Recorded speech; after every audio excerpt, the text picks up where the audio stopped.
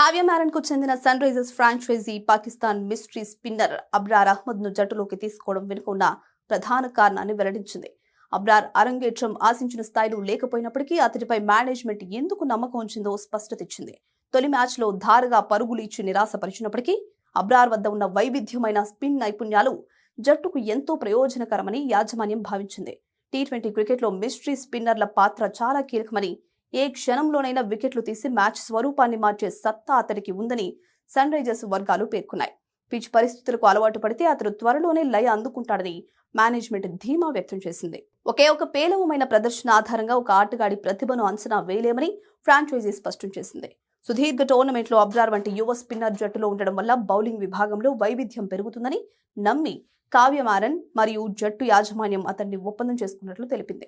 రాబోయే మ్యాచ్లలో అబ్రార్పై అనవసర ఒత్తిడి లేకుండా స్వేచ్ఛగా బౌలింగ్ చేసే వాతావరణాన్ని కల్పిస్తామని, సరైన అవకాశాలు ఇస్తే అతడు తప్పకుండా మ్యాచ్ విన్నర్ గా మారుతాడని విశ్వసిస్తోంది. ఆటగాళ్లకు కష్ట సమయాల్లో మద్దతుగా నిలవడమే తమ ప్రాధాన్యమని, అబ్రార్ కూడా త్వరలోనే తన అద్భుత ప్రదర్శనతో తిరిగి పుంజుకుంటాడని సన్ రైజర్స్ ఆశాభావం వ్యక్తం చేసింది.